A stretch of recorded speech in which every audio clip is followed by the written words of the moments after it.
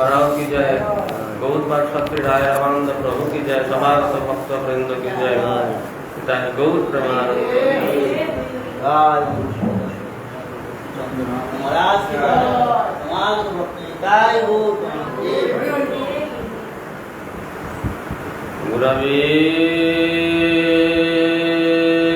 गौरचंद्राय राधिका वै कदालये कृष्णाय कृष्णभक्ताय तद्भक्ताय नमो नमः।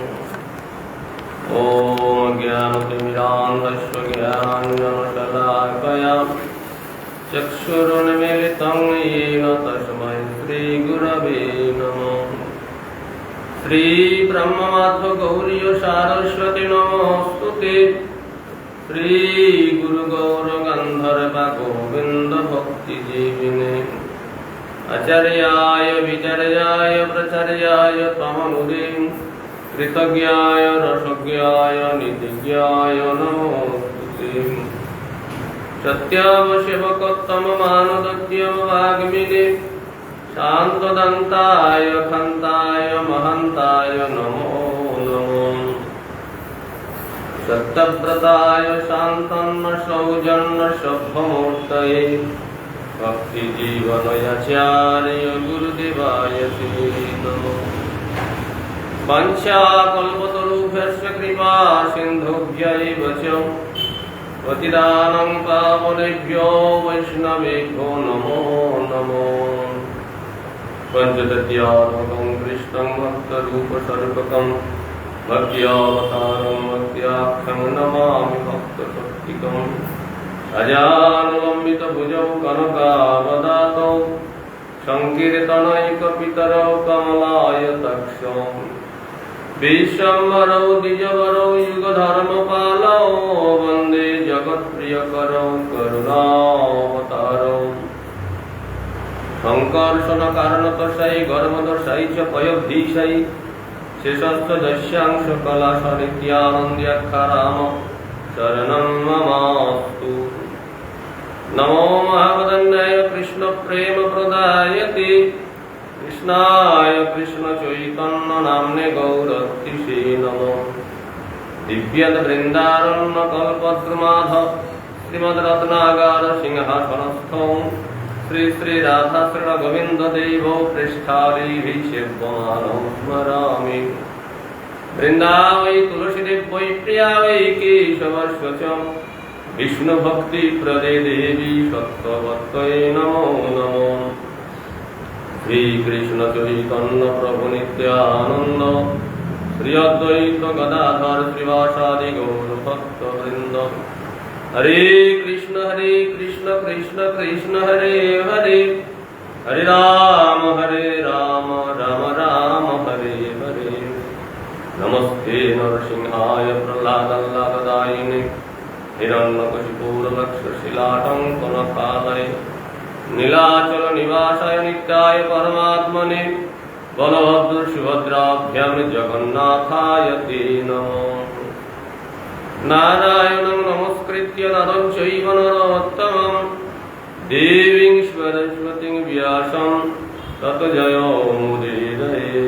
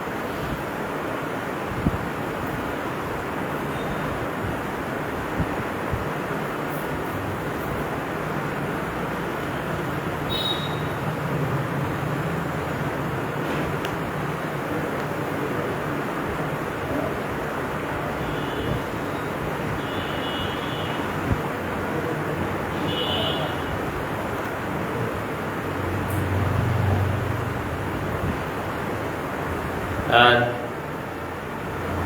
গৌর পার্ষদ শ্রী রায় রামানন্দের চিরভাতৃ শ্রী রায় রামানন্দ সম্বন্ধে গৌরগণ দীপিকায় যা প্রকাশিত হয়েছে তা হল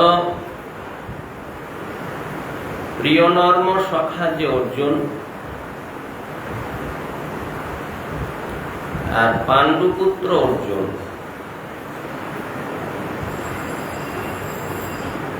এবং অর্জুনিয়া সখী। অর্জুনিয়া সখী হলেন যে পাণ্ডুপুত্র অর্জুন গোপীদেহ লাভ করে অর্জুনিয়া নাম প্রাপ্ত হয়েছিলেন।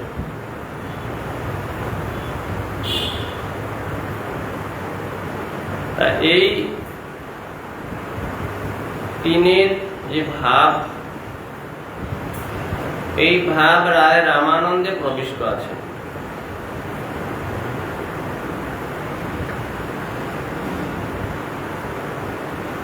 কেউ বলেন যে কৃষ্ণলীলায় যিনি ললিতা সখী, তিনি গৌর লীলা পুষ্টির জন্য রায় রামানন্দ রূপে প্রকটিত হয়েছে। আবার কেউ বলেন তিনি অভিন্ন বিশাখা স্বরূপ। শ্রীল ভক্তিবিনোদ ঠাকুর চৈতন্য চরিতামৃতে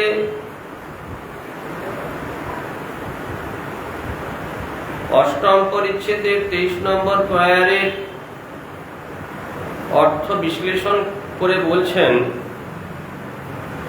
যে রাধা কৃষ্ণের বিশাখা সখীর প্রতি এবং বিশাখা সখীর রাধা কৃষ্ণের প্রতি যে স্বাভাবিক প্রেম তাহাই উদিত হইল। শ্রীল ভক্তিবিনোদ ঠাকুর রায় রামানন্দকে অভিন্ন বিশাখা স্বরূপে দর্শন করেছেন।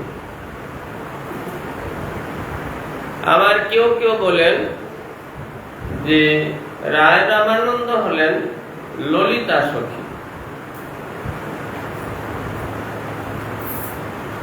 রায় রামানন্দের পিতার নাম ছিল রায় ভবানন্দ।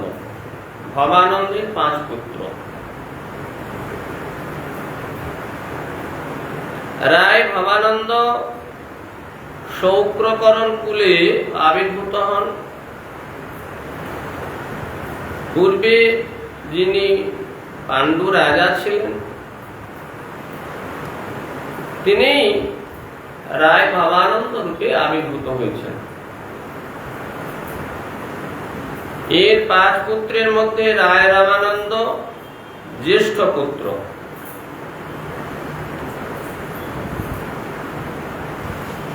অপর 4 পুত্রের নাম গোপীনাথ পট্টনায়ক, কলানিধি, সুধানিধি এবং বাণীনাথ। শ্রীমান মহাপ্রভু বলছেন, সাক্ষাৎ পাণ্ডু তুমি, তোমার পত্নী কুন্তি, পঞ্চপাণ্ডব তোমার পঞ্চপুত্র মহামতি।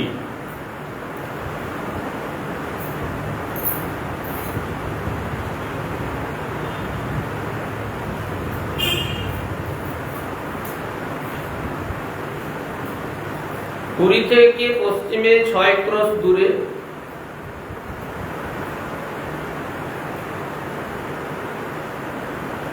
ব্রহ্মগিরি বা আলালনাথ বলে যে স্থানটি, আলোয়ার নাথ, আলোয়ার জাতি পূর্বে সেখানে বাস করতেন। এই জন্য সেই আলোয়ারদের নাম যে ভগবান, তাকে আলোয়ারনাথ বা আলালনাথ বলা হতো। সেই তার নাম অনুযায়ী আলালনাথ স্থানটি পরিচিত। রায় রামানন্দের নিবাসস্থল সেখানে। সেখানে আজও সেই তার যে বাসস্থান সেটা আজও পরিলক্ষিত হয়। রায় রামানন্দের বাড়ি ইত্যাদি ইত্যাদি এখনো সংরক্ষিত আছে সেই স্থান। রায় রামানন্দের বংশ পরম্পরা আগত মনোহর রায়ের লেখনীতে রায় রামানন্দের বংশের সংক্ষিপ্ত পরিচয় জানা যায়। শ্রীল প্রভুপাদ অনুভাষ্যে লিখেছেন যে উৎকল দেশীয় সমাজে করণ জাতি শৌক্র শূদ্র বলে প্রসিদ্ধ। শ্রী রায় রামানন্দ করণ জাতিতে উদ্ভূত হন। তিনি নিজেকেও শূদ্র বলে পরিচয় দিয়েছেন। এই জন্য লৌকিক দৃষ্টিতে তিনি শৌক্র শূদ্র হলেও বস্তুত ব্রাহ্মণ অথবা ব্রাহ্মণ গুরু বৈষ্ণব পরমহংস ছিলেন। তার এই প্রকার কোনো জাতি বিচার করা যায় না। যে রামানন্দের শ্রীমুখ থেকে স্বয়ং মহাপ্রভু মহাতত্ত্ব প্রকাশ করেছেন,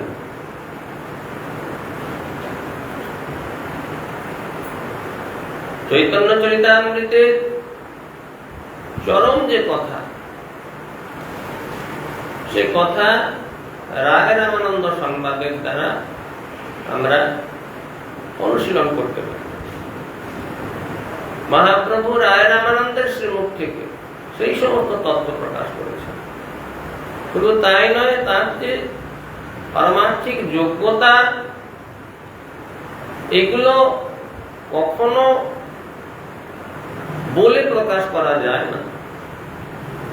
তার যোগ্যতার কথা বলতে গিয়ে শ্রীমান মহাপ্রভু বলছেন, এগুলিতে একমাত্র রায় রামানন্দই অধিকারী, পৃথিবীতে আর দ্বিতীয় কেউ নেই। এই জন্য মহাপ্রভু স্বয়ং রায় রামানন্দ শরৎ দামোদরের শ্রীমুখ থেকেই ভগবানের যে অন্তরঙ্গ লীলা, সেই লীলা আস্বাদন করতেন।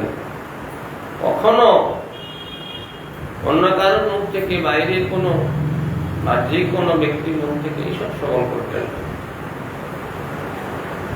বহিরঙ্গের সাথে মহাপ্রভু নাম সংকীর্তন করতেন, আর অন্তরঙ্গ পার্শ্বদ রায় রামানন্দ শরৎ দামোদর, এই দুজনের কাছ থেকে যে রাধা গোবিন্দের অন্তরঙ্গ লীলা, সেই লীলা আস্বাদন করতেন। সুতরাং বাহ্যিক দৃষ্টিতে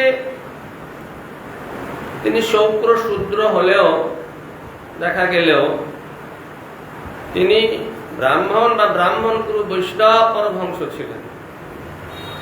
জাতিকুল সব নিরর্থক জানানোর জন্য সৃষ্টিকর্তা ব্রহ্মা ভগবান শ্রীকৃষ্ণের ইচ্ছায় গৌর লীলা পুষ্টির জন্য যবনকুলে নামাচার্য হরিদাস ঠাকুরকে আবির্ভূত করেছেন। চৈতন্য ভাগবতে বলা হয়েছে, জাতি কুল সব নিরর্থক বুঝাইতে জন্মিলেন নিজ কুলে প্রভুর আজ্ঞাতে। অধম কুলেতে যদি বিষ্ণু ভক্ত হয়, তথাপি সেই সে পূজ্য সর্বশাস্ত্রে কয়। উত্তম কুলেতে জন্মি শ্রীকৃষ্ণ না ভজে, কুলে তার কি করিবে নরকেতে মজে। এইসব বেদ বাক্যের সাক্ষী দেখাইতে জন্মিলেন হরিদাস অধম কুলেতে। বৈষ্ণব গুণাতীত নির্গুণ, তাকে জাতি বুদ্ধি করলে নরকগতি হয়।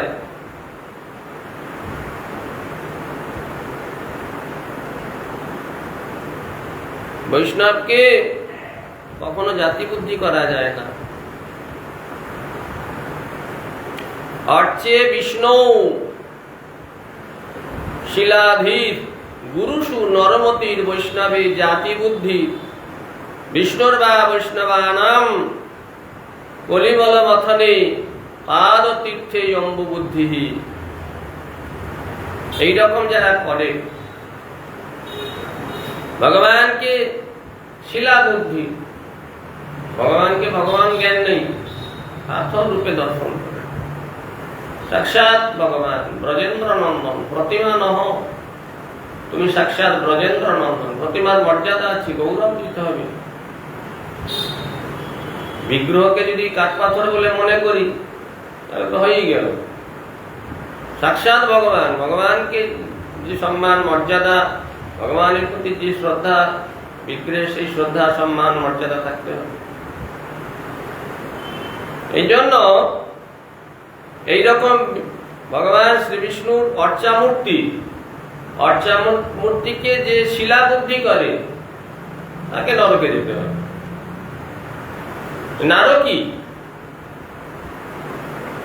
নারকী সহ তাকে নারকী বলা হয়েছে, সে নরকে যাওয়ার যোগ্য।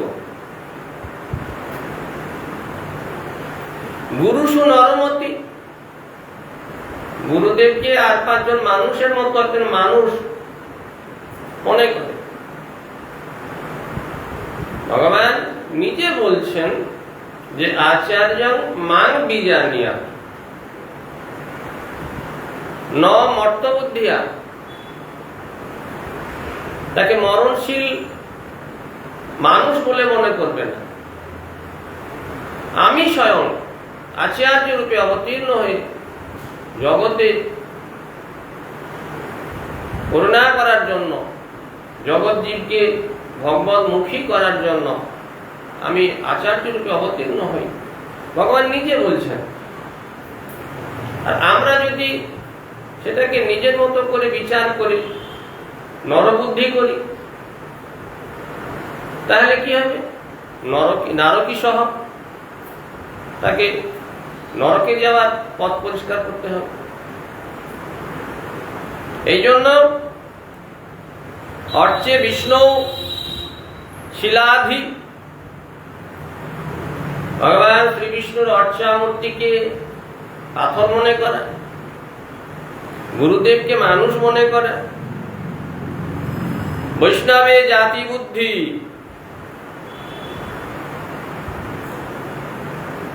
তুমি কোন জাতি গো?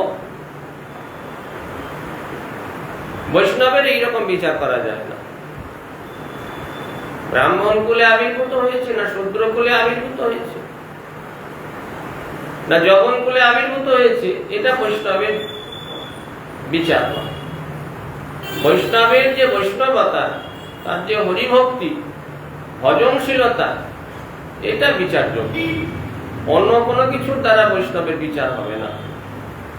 এই জন্য অর্চামূর্তি ভগবানের শিলাবুদ্ধি কখনো করা যাবে না, গুরুতে মনুষ্য বুদ্ধি কখনো করা যাবে না, বৈষ্ণবের জাতি বুদ্ধি কখনো করা যাবে না।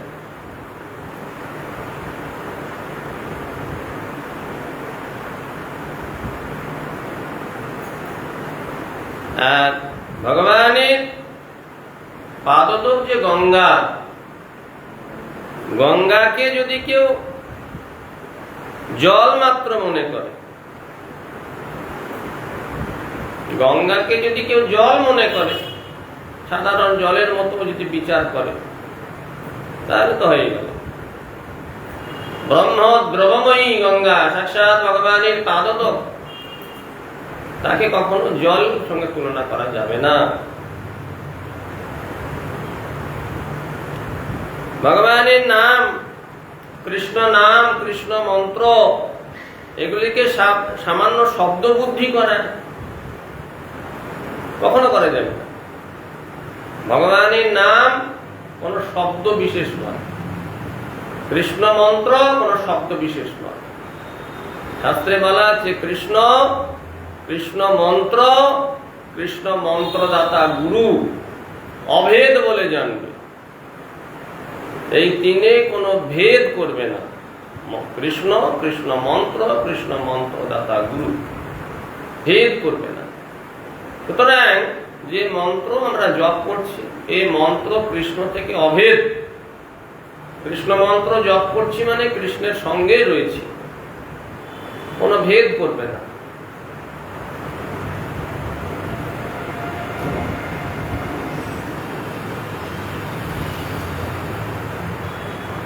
এইরকম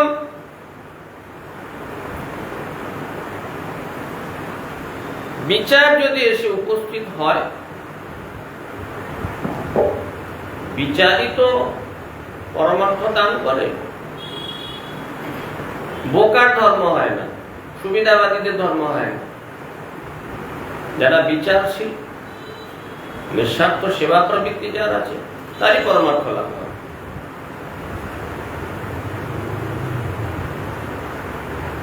সরল হতে হবে। সরল মানে বোকা। সরল হইলে গোড়ার বিচার বুঝিয়া লয়। সরল হলে একদম সাদামাটা। সরল মানে সাদামাটা জীবন, কুটিল নয়, জটিল নয়, নিকৃষ্ট ভোগবুদ্ধি সম্পন্ন নয়, সহজ সাদামাটা জীবন, তার মানে বোকা নয়। বুঝতে হবে, গ্রহণ করতে হবে। যা শুনলাম তাকে গ্রহণের চেষ্টা করতে হবে, এটা হচ্ছে সরলতা। আর কুটিলতা কি? শাস্ত্রের কথাগুলো শুনবো, গ্রহণ তো করবোই না, বরং উল্টো বিচার করব, নিজের সুবিধা মতোকে সেগুলোকে গ্রহণ করব। নিজের সুবিধা টুবিধার কোনো প্রশ্ন নেই। শাস্ত্র যা বলবেন সরাসরি গ্রহণ করতে হবে। শাস্ত্রের কথা কোন রকম ভাবে তার মধ্যে নিজের ভাবনা ঢুকিয়ে দিয়ে তাকে জটিল ভাবে বিশ্লেষণ করার কোনো প্রশ্ন নেই। সরাসরি সাদামাটা যা বলেছেন তাই। শাস্ত্রের কথা গুরু বাক্য, গুরুর বাক্য হি অবিচরণীয়। গুরুদেব কেন বললেন কত ভাবতে হবে না, গুরুদেব বলেছেন না। কেন বললেন, এটা কেন হলো, ওটা কেন হলো, সে নিজের মতো করে তাকে জটিলতা করা, এগুলো কখনো করব না। সরলভাবে এই কটা জিনিস আমাদেরকে মানতে হবে। ভগবানের বিগ্রহ সাক্ষাৎ ভগবান, প্রতিমা নহ সাক্ষাৎ ব্রজেন্দ্র নন্দন। ভগবান ভক্তির প্রতি কৃপা বর্ষণ করেন। কৃপা লাভের জন্য ভগবানের সম্মুখে যেতে হবে। ভগবানের কাছে হাত তুলে নিজের উপস্থিতি জানিয়ে তার কৃপা লাভের জন্য ভগবানকে প্রণাম পরিক্রমাদি করতে হবে। ভগবানের কাছে প্রণাম করে আমরা কি জানাবো? হে প্রভু, আমি আপনার চরণে উপস্থিত হয়েছি, মত প্রতি প্রসন্ন হন, আমার প্রতি কৃপা দৃষ্টি দান করুন। কৃপা লাভের জন্য ভগবানের কাছে যেতে। একদিন ভগবান তার সঙ্গে কথা বলবে, তার কথা পরস্পর বাক বিনিময় হবে। এই সরল বিশ্বাসটা গড়ে তুলতে হবে। ছোট বিপ্র কৃষ্ণকে বলছেন, কৃষ্ণ দেখো তোমার সঙ্গে কিন্তু সামনে কথা হয়েছে। কি দৃঢ়তা তার, কি বিশ্বাস! না, কৃষ্ণ আসবেন, অবশ্যই কৃষ্ণ আমাকে রক্ষা করবেন, আমার ধর্ম রক্ষা করবেন, তিনি সাক্ষী দেবেন। এই দৃঢ় বিশ্বাস চলে গেছে কৃষ্ণের কাছে। সরল বিশ্বাসে কৃষ্ণের কাছে গিয়ে বললেন, তোমাকে যেতে হবে, সাক্ষী দিতে যেতে হবে। কি সরল বিশ্বাস! তার সরল বিশ্বাসে ভগবান আর না থাকতে পেরে তার সঙ্গে কথা বলছেন। কি বললেন? যে এটা কি হয়? তুমি কোথাও শুনেছো যে বিগ্রহ হেঁটে হেঁটে গিয়ে সাক্ষী দেয়? এইভাবে ভগবান ছোট বিপ্রকে বলছেন, কথা বলছেন। ছোট বিপ্র কি বললেন? যে আমি তো কোথাও শুনিনি যে বিগ্রহ কথা বলে। তুমি কথা বলতে পারছো আমার সঙ্গে, হাঁটতে পারবে না? ভগবান কিভাবে এই লীলা সংগঠিত করলেন? সরল বিশ্বাস। বিশ্বাসে মিলায় বস্তু। পরম বস্তু যে ভগবান, তত্ত্ববস্তু, মূল বস্তু যে ভগবান, সেই ভগবানকে পাওয়া যায়। ভগবানই একমাত্র বস্তু, আর সব অবস্তু। এই জগতে বস্তু বলে কিছু নাই, এই জগতের সবই অবস্তু। বস ধাতু অস্তিত্বে, যার অস্তিত্ব আছে সেটাই হলো বস্তু। যার কোনো অস্তিত্ব নাই তাকে বস্তু বলা যায় না। বস্তু মানে সাক্ষাৎ ভগবান, ভগবানই একমাত্র বস্তু, বাকি সব অবস্তু। এই বিশ্ব ব্রহ্মাণ্ডটাই থাকবে না। অখিল বিশ্ব ব্রহ্মাণ্ড মায়ার কারসাজি, মায়ার ম্যাজিক। ম্যাজিকটা কখনো বস্তু হতে পারে না। সেই পরম বস্তু ভগবানকে কি করে জানা যাবে, কি করে পাওয়া যাবে? বিশ্বাসের দ্বারা, সরল বিশ্বাসের দ্বারা। সরল হইলে গোড়ার বিচার বুঝিয়া লয়। এই জন্য এই যে ভগবানের শ্রীবিগ্রহ, সেখান থেকে আমি পরমার্থ প্রাপ্ত হব আমার শ্রদ্ধার দ্বারা। গুরুদেবের কাছ থেকে আমি কৃপা প্রাপ্ত হব আমার শ্রদ্ধার দ্বারা। বৈষ্ণবের কৃপা প্রাপ্ত হব শ্রদ্ধার দ্বারা। গঙ্গা দেবীর কৃপা প্রাপ্ত হব শ্রদ্ধার দ্বারা। যাবতীয় মন্ত্র জপ করছি, মন্ত্রে যদি বিশ্বাস না থাকে কি লাভ হবে? শুধু জপ করার সময়টুকু একটু নষ্ট হবে। এই জন্য শ্রদ্ধা সহকারে এগুলি করতে হবে। এইরকম রায় রামানন্দ, তিনি শূদ্র কুলে আবির্ভূত হলেও তিনি শূদ্র নন, সাক্ষাৎ পরমহংস কুলচূড়ামণি। পরমহংস কুলের চরম অবস্থা তার। মহাপ্রভুর নিজজন, একেবারে অন্তরঙ্গ পার্শ্ব। মহাপ্রভু স্বরূপদামতা রায় রামানন্দ ব্যতীত কারোর সাথে এইভাবে অন্তরঙ্গ লীলা সাধন করেন না। সেই যে রায় রামানন্দ রাজা প্রতাপ রুদ্রের অধীনে বিদ্যানগরের অধিকারী বা মূল যে দায়িত্বরত ব্যক্তি ছিলেন। বিদ্যানগর বর্তমানে কি রাজ্য? অন্ধ্রপ্রদেশ। উড়িষ্যার শেষ, অন্ধ্রপ্রদেশ শুরু। গোদাবরী নদী মাঝে প্রবাহিতা, এদিকে উড়িষ্যা, ওদিকে অন্ধ্রপ্রদেশ। গোদাবরীর ওদিকে বর্তমান কভুর নামে যে স্থানটি পরিচিত, তার পূর্ব নাম ছিল বিদ্যানগর। সেই বিদ্যানগর ছিল উড়িষ্যার রাজা প্রতাপ রুদ্রের অধীনে। সেই বিদ্যানগর শাসন করতেন প্রতাপ রুদ্রের নির্দেশ অনুযায়ী রায় রামানন্দ।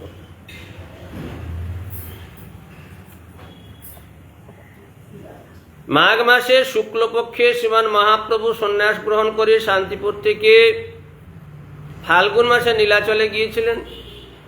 নীলাচলে দোলযাত্রা দর্শনের পর চৈত্র মাসে সার্বভৌম ভট্টাচার্য উদ্ধার করলেন। ফাল্গুন মাসে পুরীতে পৌঁছালেন নীলাচলে। চৈত্র মাসে সার্বভৌম উদ্ধার হল। পরেই বেশ কিছুদিন ধরে সার্বভৌমের গৃহে থাকতেন। সার্বভৌম বললেন, তোমার বেদান্ত অনুশীলন করা দরকার। বেদান্ত অনুশীলন করতেন, ইত্যাদি ইত্যাদি। এই করতে করতে কিছুদিন যায়, তারপরে চৈত্র মাসে এসে উপস্থিত হল। চৈত্র মাসে সার্বভৌম ভট্টাচার্য উদ্ধার লীলা। বৈশাখ মাসে মহাপ্রভু দক্ষিণ দেশ যাত্রা করলেন। দক্ষিণ দেশ যাত্রা করাতে নিত্যানন্দ প্রভু মহাপ্রভুকে একাকী যাত্রা করতে নিষেধ করে কৃষ্ণদাস নামক যে বিপ্র, সেই বিপ্রকে সঙ্গে দিলেন।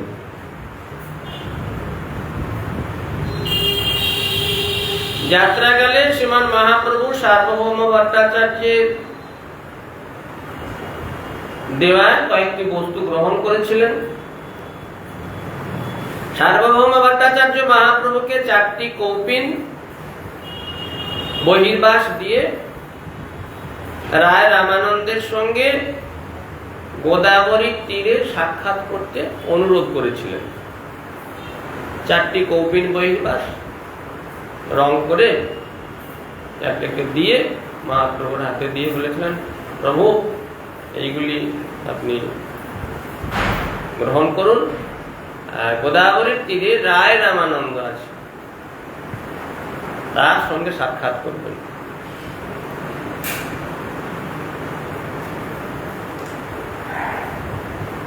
তবে সার্বভৌম কহে প্রভুর চরণে অবশ্য পালিবে প্রভু মোর নিবেদনে।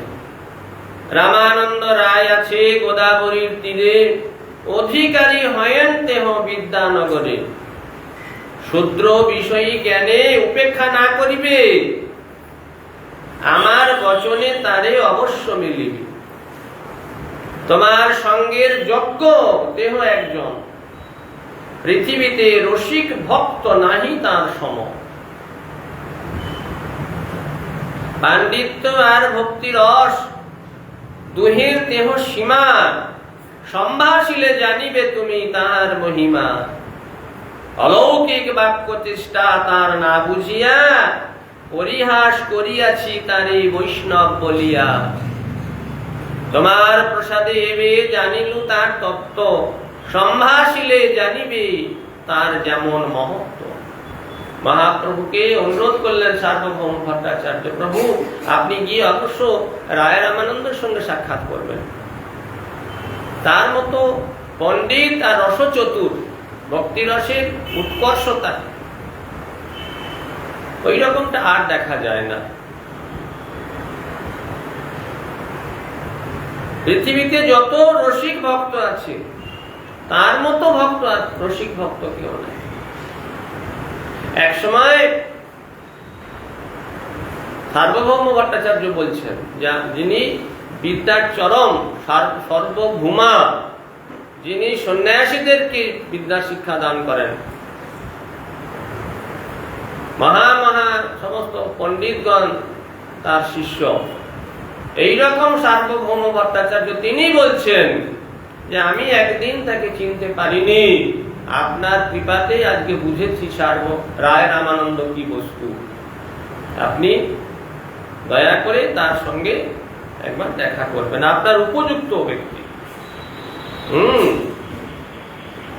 তোমার সঙ্গের যোগ্য দেহ একজন, তোমার সঙ্গ করার উপযুক্ত ব্যক্তি। শ্রী রায় রামানন্দ বহির্দৃষ্টিতে কৌপিন বিশিষ্ট সন্ন্যাসী নন, ঠিক। সাধারণ লৌকিক দৃষ্টিতে তিনি একজন রাজভৃত্য বিষয়ী, কিন্তু তিনি নরোত্তম সন্ন্যাসী। তার মতো ত্যাগ, তার মতো যোগ্যতা, সংযম আর দেখা যায় না।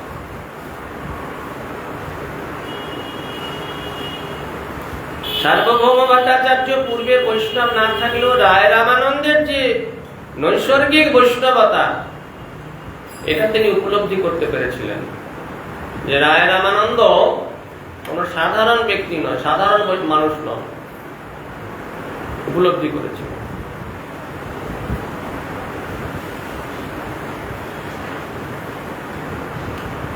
রায় রামানন্দ এই সার্বভৌম ভট্টাচার্য বৃহস্পতির অবতার,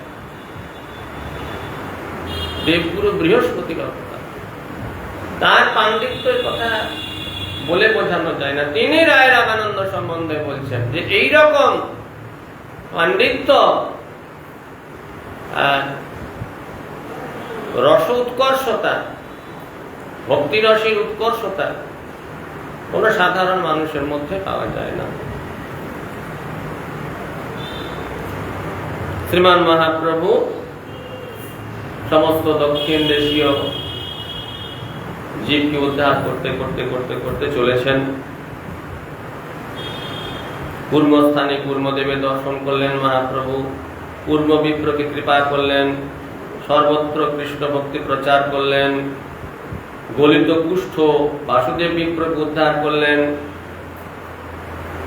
সেখান থেকে সিংহাচলমে জিওর নৃসিংহে নৃত্য গীত করলেন।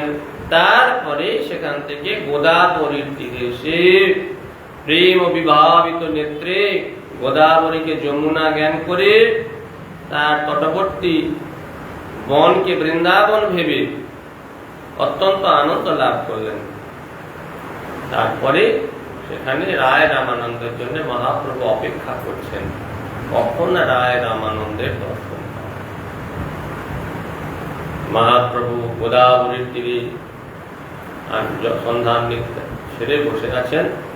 এমন সময় সেই রায় রামানন্দ এলেন স্নান করতে।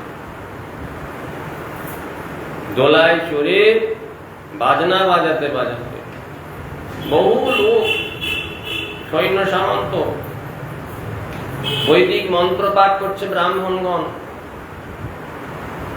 এইভাবে রায় রামানন্দকে সেখানে এসে দর্শন করলেন। রায় রামানন্দ স্নান করে এক জ্যোতির্ময় তেজময়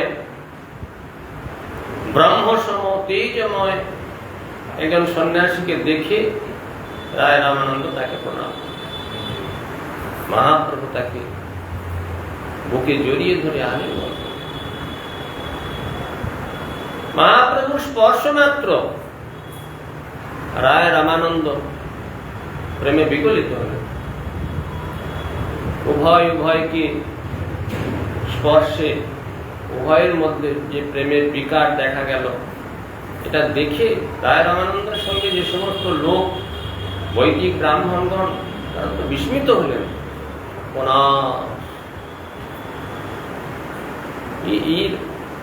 রাজা মহারাজ গম্ভীর, তিনি এইরকম প্রেমে গড়াগড়ি দিচ্ছেন একজন সন্ন্যাসীকে স্পর্শ করে।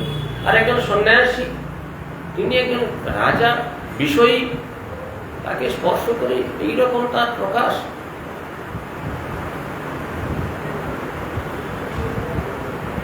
রায় রামানন্দ সুস্থ হয়ে বললেন, প্রভু সার্বভৌম। মহাপ্রভু বললেন, তুমি রায়রা কত জিজ্ঞাসা করলেন, তুমি রায় রামানন্দ? বললেন হ্যাঁ। মহাপ্রভু বুঝতে পারছেন রায় রামানন্দ, তথাপি জিজ্ঞাসা করলেন, তুমি রায় রামানন্দ? রামানন্দ বললেন, হ্যাঁ প্রভু, আমি শূদ্র মন্দ। তখন বললেন, সার্বভৌম ভট্টাচার্য আমাকে বলেছে তোমার সাথে মিলিত। এই বলে মহাপ্রভু যেই আলিঙ্গন করলেন, একেবারে প্রেমে মূর্ছিত হলেন দুইজনে। আর কণ্ঠে আর কথা নেই, শুধু কৃষ্ণ কৃষ্ণ কৃষ্ণ কৃষ্ণ কৃষ্ণ। পরবর্তীকালে স্থির হয়ে তখন সার্বভৌম ভট্টাচার্য, এই রায় রামানন্দ বললেন, তুমি যে সার্বভৌমকে কতটা কৃপা করেছ তার প্রমাণ আজকে বুঝতে পারছি। সার্বভৌমের কথা মতো তুমি আমাকে কৃপা করতে এসেছ। সার্বভৌম তোমাকে বলেছে যে রায় রামানন্দ আছেন, তার সঙ্গে দেখা করো। সার্বভৌম বলেছেন বলে তুমি সার্বভৌমের কথায় আমার কাছে এসেছো। তাহলে সার্বভৌমের প্রতি তোমার কত করুণা, সার্বভৌমের প্রতি তোমার কি কৃপা, বলবো আজ বুঝেছি। সার্বভৌমে তোমার কৃপা, তার এই চিহ্ন। কি চিহ্ন? না অস্পৃশ্য স্পর্শিলে হইয়া তার প্রেমাধীন। সার্বভৌম ভট্টাচার্যের প্রেমের অধীন হয়ে আমার মতো অস্পৃশ্য একজন শূদ্রকে তুমি স্পর্শ করেছ।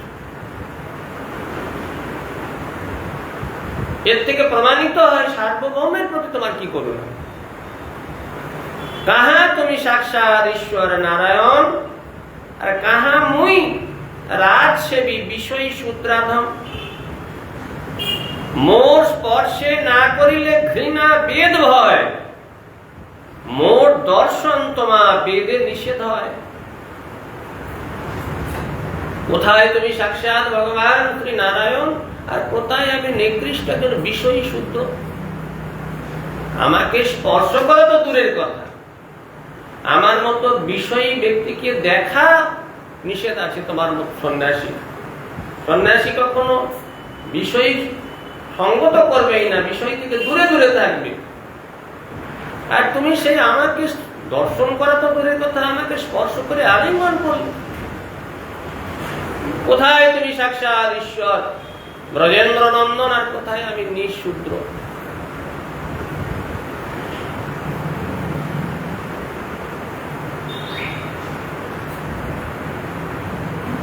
মহাপ্রভুর সেই দর্শনে উপস্থিত ব্রাহ্মণগণ সকলেই একেবারে প্রেমে গদগদ ভাবে কৃষ্ণ নাম করতে লাগলো। মহাপ্রভুর প্রভাব, তারা বৈদিক ব্রাহ্মণ, বৈদিক কর্মকাণ্ড নিয়ে সব আছে, তারা মহাপ্রভুর প্রভাবে হরিনাম সংকীর্তন করল, সমস্ত কিছু জঞ্জাল থেকে মুক্ত হল।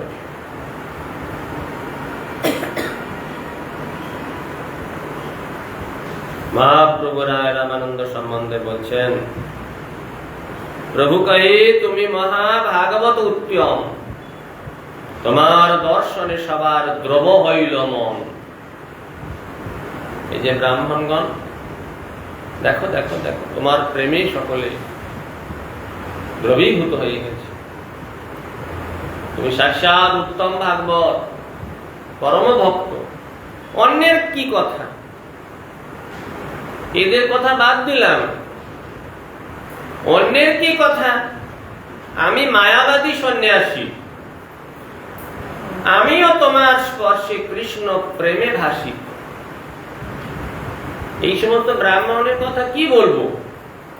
আমি তো মায়াবাদী সন্ন্যাসী, মায়াবাদী সন্ন্যাসী তো কৃষ্ণ প্রেম কিছু নাই। কিন্তু আমি মায়াবাদী সন্ন্যাসী হয়েও তোমার স্পর্শে আমার কৃষ্ণ প্রেম হচ্ছে, আমার প্রতি তোমার কৃপা। এইরকম শ্রীমান মহাপ্রভু রায় রামানন্দের নিকট কৃষ্ণ কথা শ্রবণের ইচ্ছা করলেন, যে তোমার মুখে কিছু কৃষ্ণ কথা শুনতে চাই।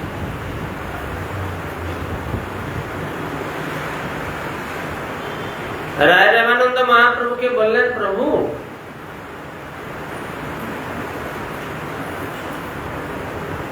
তুমি 5-7 দিন এখানে অন্তত থাকো, আমার মতো বিষয়ী মানুষকে যখন কৃপা করেছ, 5-7 দিন থেকে আমার চিত্ত থেকে এই যে বিষয় কালিমা, এর থেকে তো মুক্ত করো। আমার মতো বিষয়ী একবার দর্শন দিয়ে আমাকে বিষয়ে মুক্ত করা যাবে না।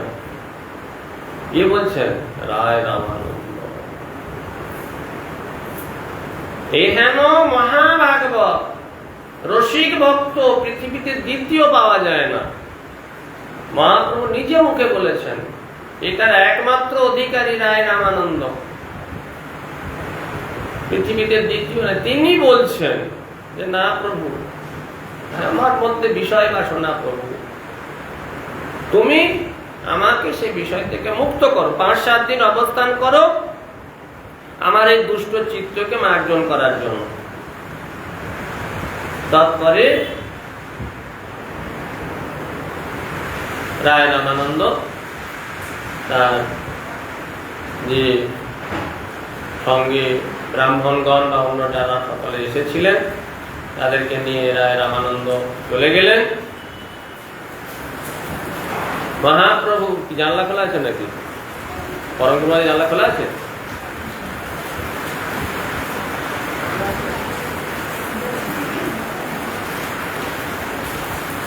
এখন ঝড় বৃষ্টির দিন, ঠাকুর ঘরে জানলা বন্ধ রাখবে বিকেলে, ধুলোবালি ঢুকবে।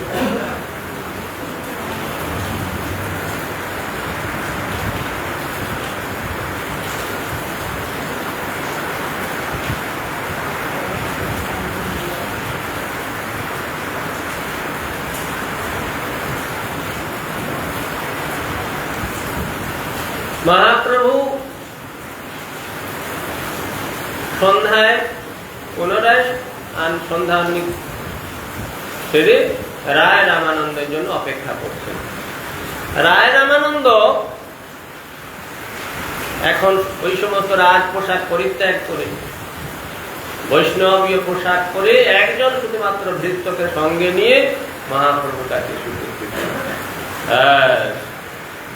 উভয়ের মধ্যে অপূর্ব কথোপকথন, তার দ্বারা কৃষ্ণ প্রেমেই যে সর্বোচ্চ সিদ্ধান্ত, এগুলি প্রকাশিত হলো। সিদ্ধান্ত অমৃত সমুদ্র রূপ শ্রী গৌরচুন্দর রামানন্দ নামক ভক্ত মেঘে স্বভক্তি সিদ্ধান্ত অমৃত সঞ্চার করে তার দ্বারা বিস্তীর্ণ সেই ভক্তি সিদ্ধান্ত দ্বারা পুনরায় স্বয়ং ভক্তি তত্ত্ব জ্ঞাতা রূপে সমুদ্রতা প্রাপ্ত হয়েছিলেন।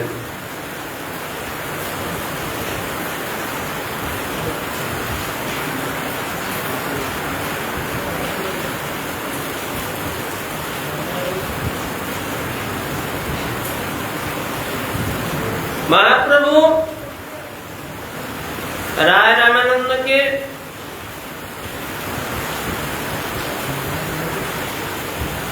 সাথে নির্ণয় করতে বললেন। আমরা সাধন করে কি প্রাপ্ত হব,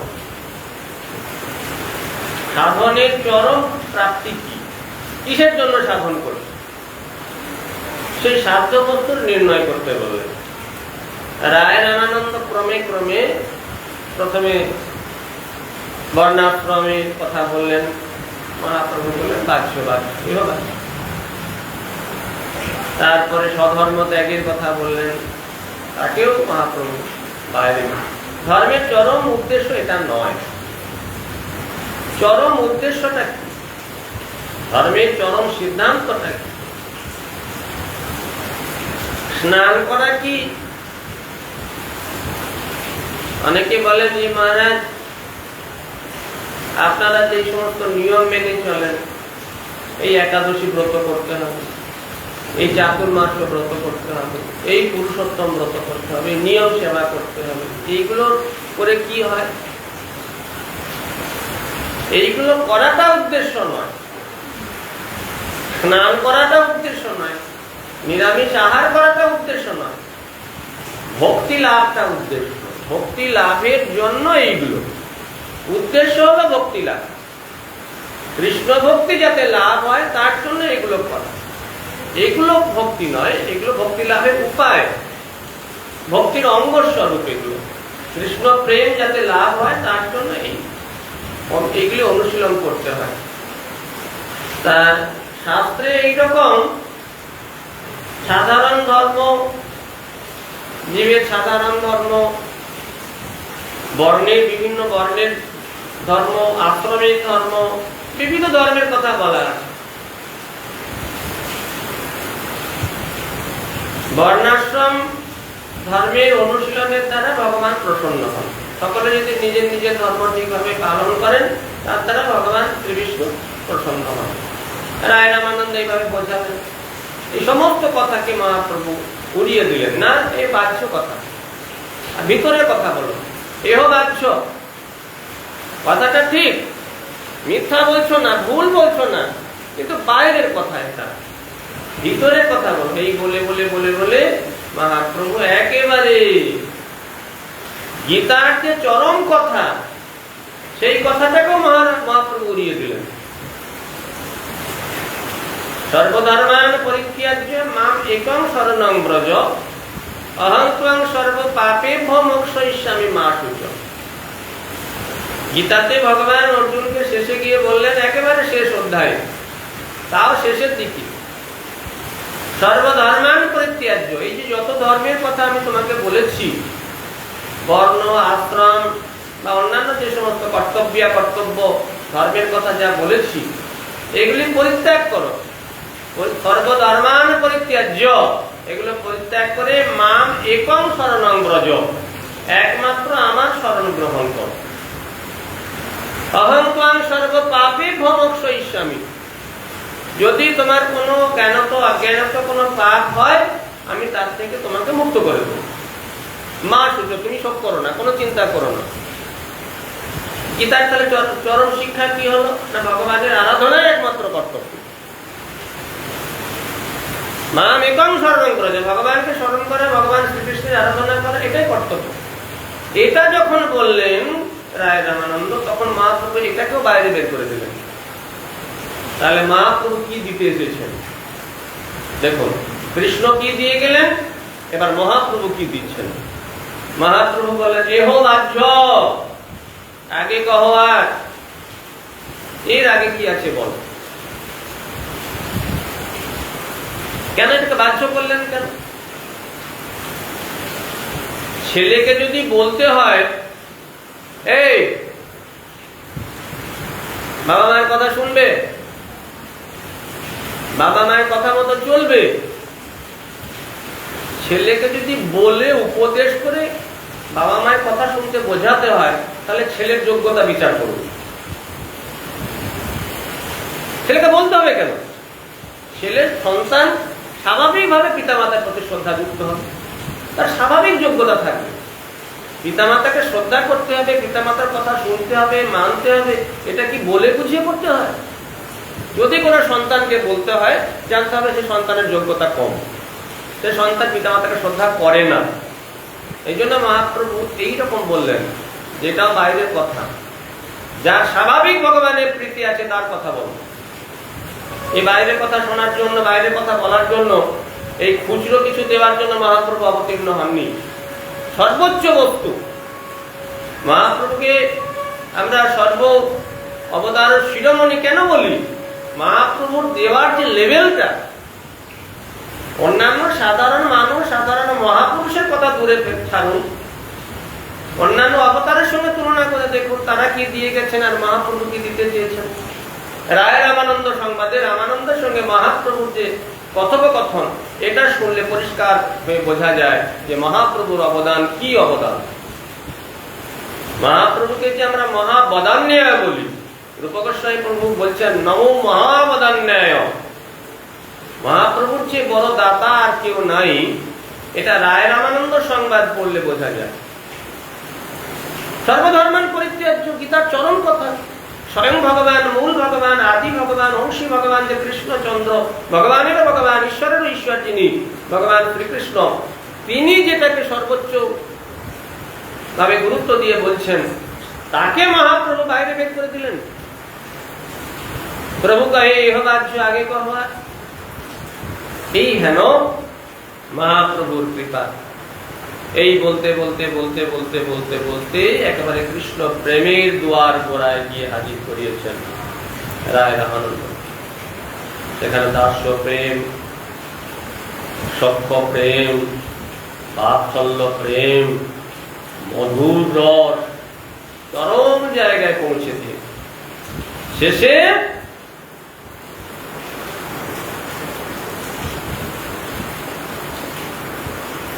রাধারানীর প্রেমের কথা প্রকাশ করলেন রায় রামানন্দের মুখে।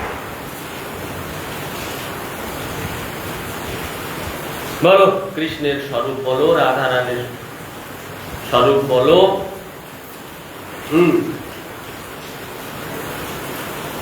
এই বলে রাধারানীর প্রেমের কথা রায় রামানন্দ বলতে বলতে বলতে বলতে চরম জায়গায় পৌঁছেছে। রায় রামানন্দের সঙ্গে মহাপ্রভুর এই কথোপকথন চৈতন্য চরিতামৃতে সুন্দরভাবে বর্ণনা হয়েছে। তারপরে রায় রামানন্দ মহাপ্রভুকে দর্শন করছে।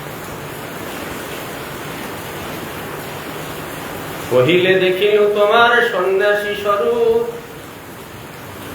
এবে তোমা দেখি মুই শ্যাম গোপরু। তোমার সম্মুখে দেখি কাঞ্চন পঞ্চালিকা, তার গৌর কান্তে তোমার সর্বঙ্গে ঢাকা।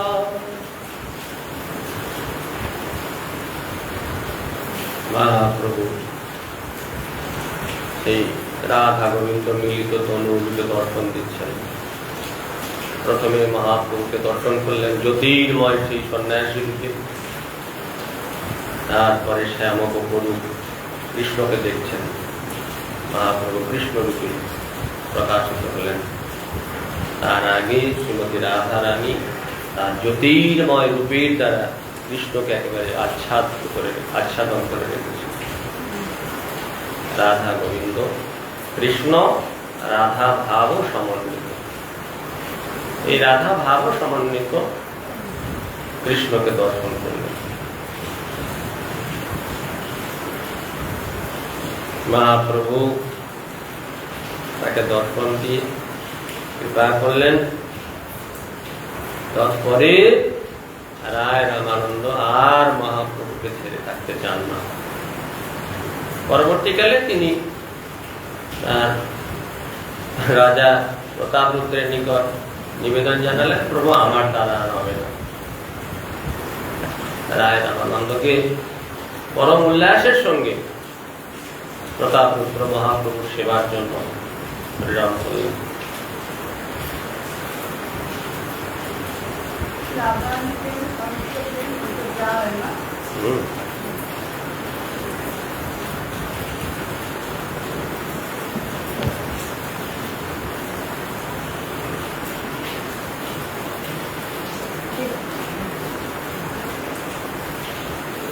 অভিন্ন বিশাখা বা ললিতা স্বরূপ রায় রামানন্দের অনুগত শ্রী রূপমঞ্জুরি রায় রামানন্দের সহিত বিদগ্ধ মাধব, ললিত মাধব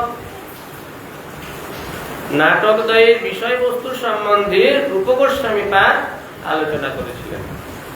রায় রামানন্দের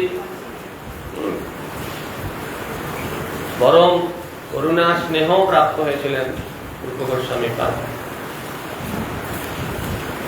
সেই রায় রামানন্দ সর্বক্ষণ মহাপ্রভুর কাছে থাকতেন। মহাপ্রভু সর্বক্ষণের সঙ্গী স্বরূপদাহতা রায় রামানন্দ। সেই রায় রামানন্দের অতিবর্গ চরিত্র কথা, সে কথা সাধারণের রায় রামানন্দের অলৌকিক অপ্রাকৃত যে চরিত্র, সে কথা বলতে গিয়ে শ্রীমান মহাপ্রভু বললেন, আমি তো সন্ন্যাসী,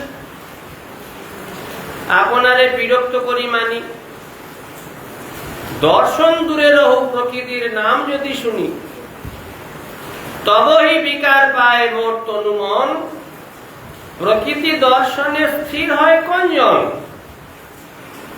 রামানন্দ রায়ের কথা শুনো সর্বজন, কহিবার নহে যাহা আশ্চর্য কথন। একে দেবদাসী আর সুন্দরী তরুণী, তাহাদের সব সেবা করেন আপনি। স্নান আদি করায় পরায় বাস ও বিভূষণ, গুহ্য অঙ্গ যত তার দর্শন স্পর্শন। তবু নির্বিকার রায় রামানন্দের মন, নানা ভাবোদ্গম তারে করায় শিক্ষণ।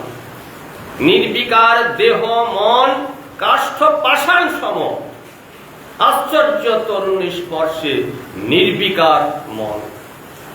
এক রামানন্দের হয় এই অধিকার, তাতে জানি অপ্রাকৃত দেবতা। এ যোগ্যতা আর দ্বিতীয় কারো পৃথিবীতে নাই। নির্বিকার চিত্ত, ভগবৎ সেবায় সর্বক্ষণ দৃঢ়তার ভাব, অবিচলিত চিত্ত। এই রকমের না হলে মহাপ্রভু তার নিকট থেকে রাধা গোবিন্দের প্রেমরস আস্বাদন করেন। এই হলো রায় রামানন্দ। যোগী পুরুষ নন, যোগীরা নিজেদেরকে যোগ সিদ্ধির দ্বারা নিজেদেরকে নির্বিকার করে রাখেন। সাধারণ বিষয়ের মতো তার কার্য, কিন্তু এতখানি তার যোগ্যতা। কোন রকম ক্রীড়া মুদ্রা, আসন প্রাণায়াম এসব করে নানা রকম যোগ সিদ্ধির দ্বারা এসব না, স্বাভাবিক স্বতঃস্ফূর্ত তার ভিতরের যোগ্যতা। এই জন্য মহাপ্রভু বললেন, এক রামানন্দের হয় এই অধিকার। যে সে বলছেন না, যাত্রার মুখের কথা নয়, মহাপ্রভু বললেন। মহাপ্রভু কি কঠোর! কোন জায়গায় কোন প্রকার কোন অন্যায়, কোন দুর্বলতাকে তিনি আপোষ করেননি, মেনে নেন। তিনি বলছেন এই কথা যে এক রায় রামানন্দের এতে অধিকার। কেন? অপ্রাকৃত দেহ মন তার। এই যখন আমাদের মতো দেহ মন তার নয়। সেই রায় রামানন্দ মহাপ্রভুর সাথে অপ্রাকৃত সেই সমস্ত লীলা বিলাস করে আজকের এই তিথিতে, জ্যৈষ্ঠ কৃষ্ণ পঞ্চমী তিথিতে,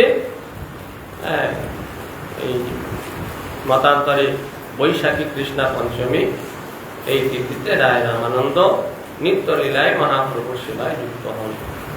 সেই রায় রামানন্দের আরো বহু কথা রায় রামানন্দের চরণে প্রার্থনা জানায় তিনি আমাদের প্রতি প্রসন্ন হন, কৃপা দৃষ্টি করুন।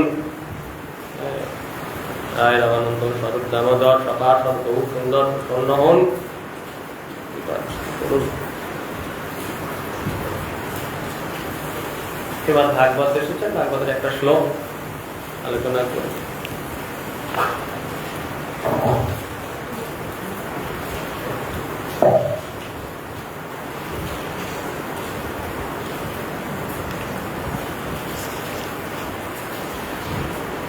কর্দম ঋষি দেবহূতি দেবীকে বললেন, হে মণিপুত্রী, তুমি অতি মানদা, তোমার এই প্রকার সেবা এবং আমার প্রতি আত্যন্তিক যে অনুরাগময়ী ভক্তি, এই ভক্তিতে আমি অতিশয় সন্তুষ্ট হয়েছি।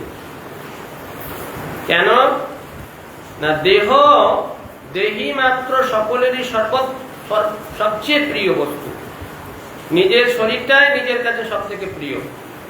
তুমি সেই দেহকে আমার জন্য ক্রমাগত ক্ষয় করতে করতে করতে করতে একেবারে দেহকে শীর্ণ জীর্ণ করে ফেলেছ। এতে কোন রকম কোনো দ্বিধা বোধ করনি। তোমার এই সেবায় আমি অত্যন্ত সন্তুষ্ট হয়েছি। দিনের পর দিন, বছরের পর বছর, বছরের পর বছর ধরে তুমি এইভাবে সেবা করেছো। একদিন, দুদিন, 10 দিন, 20 দিন, বহুকাল সেবা করেছো। একেবারে শীর্ণ হয়ে গেছে তোমার এই শরীর। তোমার প্রতি অত্যন্ত প্রসন্ন হয়েছে।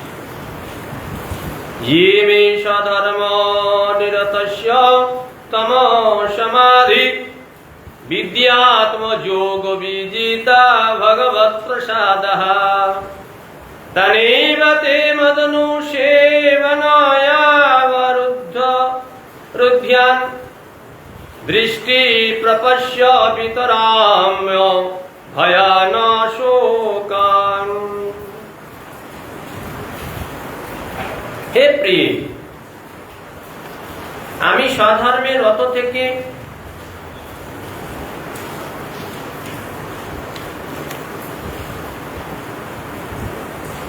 তপস্যা, সমাধি, উপাসনা, এই সমস্ত প্রভৃতি যে কার্য, এই কার্যের দ্বারা চিত্তের স্থৈর্য সম্পাদন পূর্বক তার দ্বারা ভগবানের কৃপা লাভের জন্য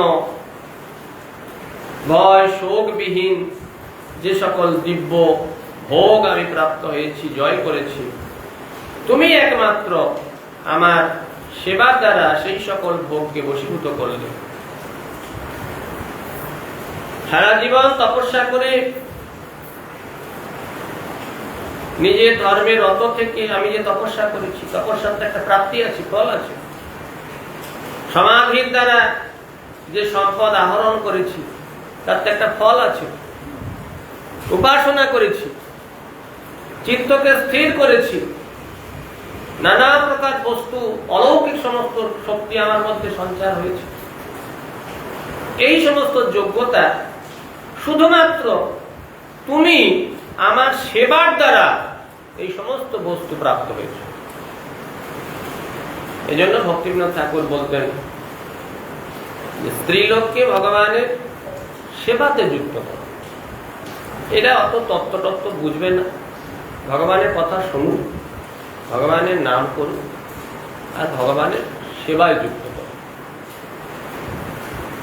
সেবা হচ্ছে স্ত্রী জাতির স্বতঃস্ফূর্ত স্বাভাবিক প্রবৃত্তি।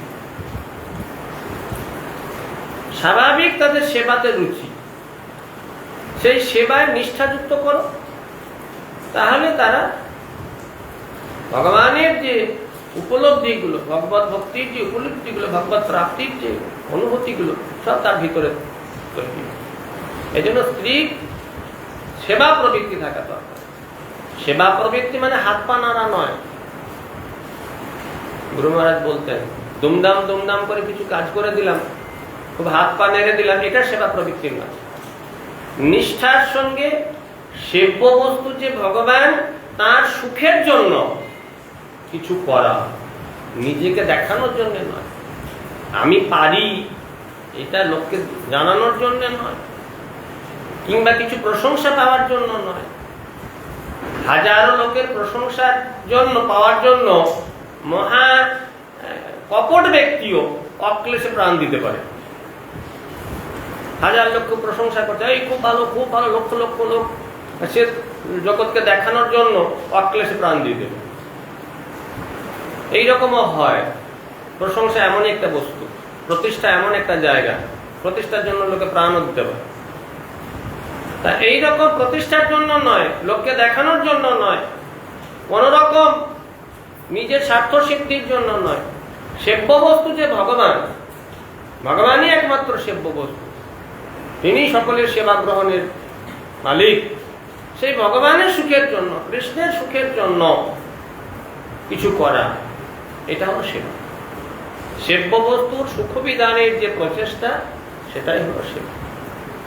এটা স্ত্রী জাতির মধ্যে স্বাভাবিক আছে। এই জন্য ভক্তিবিনোদ ঠাকুর বলতেন, স্ত্রী জাতিকে সেবায় লাগিয়ে দাও, ভগবানের সেবায় লাগিয়ে দাও, তারা নিষ্ঠার সঙ্গে ভগবানের সেবা করবে। এই জন্য সেবা করতে হয় খুব নীরবে। সেবা করতে সে বক বক করা উচিত না। অনেকে আছে সেবা করছে, হাতে আমান্য করছে, মুখে বক বক বক বক বক বক করে যাচ্ছে, আর মুখে থুতুগুলো সব তো ওখানে পড়বে। কি সেবা হবে? নিষ্ঠার সঙ্গে একা করে চিত্তে ভগবানের সেবা করতে হয়। বক বক করতে আমান্য করছি, ভগবানের সবজি আমান্য করছি, যত কথা বলবো, রন্ধন করছি, সব তো থুতু, কথা বলতে গেলে থুতু বলবো। এই জন্য সাবধান থাকতে হয়। সেবা করতে হয় নীরবে। আবার যদি এর কথা ওর কথা তার কথা, এই করেছে ওই করেছে হ্যান করেছে, এই করলেও সেবা হবে না। হরিনাম করতে করতে ভগবানের কথা আলোচনা করো, ঠিক আছে। ভগবানের কথা বলতে বলতে, হরিনাম করতে করতে কেউ যদি সেবা করে, হরিনাম করতে করতে যদি জিহ্বা থেকে থুতুও পড়ে, তাকে থুতু বলে বিচার করা হয় না, ব্রহ্মবিন্দু বলা হয়। হরিনাম করতে করতে যদি জিহ্বা থেকে উচ্ছিষ্ট নির্গত হয়, তাকে ব্রহ্মবিন্দু বলা হয়। এই জন্য কোনো জাগতিক কথা না বলে, কারো গল্প না করে, এটা ওটার কথা না বলে, এক মনে সেবা করতে হয়, আর ভগবানের কথা হরিনাম করতে হয়। তবে তো ভগবান খুশি হবেন। হাতে রান্না করছি আর বক বক বক বক করে যাচ্ছি, এটা তো সেবা বলে না।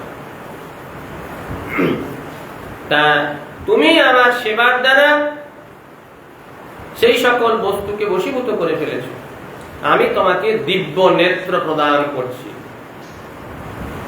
এর দ্বারা তুমি সব এইগুলি দেখতে পাও, দিব্য দৃষ্টি প্রদান করছি। এইভাবে তার প্রতি অত্যন্ত প্রসন্ন হয়ে কর্দম ঋষি তাকে দিব্য দৃষ্টি প্রদান করবে। এই সমস্ত কথা আরো আছে, আগামী দিনে আমরা সেই সমস্ত কথা শ্রবণ কীর্তন করব। আজ সময় অনেকটা হয়েছে। হরে কৃষ্ণ। মানসা কল্প করব, কৃপা সুন্দর করি, হরিনাম পাবনে ভো কৃষ্ণ।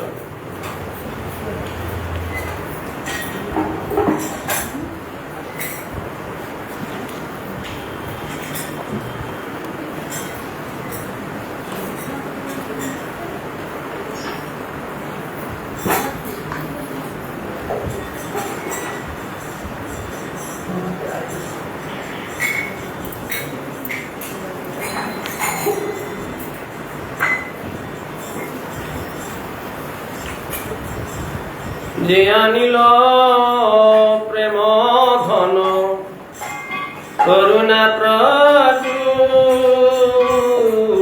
যে আনিল প্রেম ধন করুণা প্রচুর,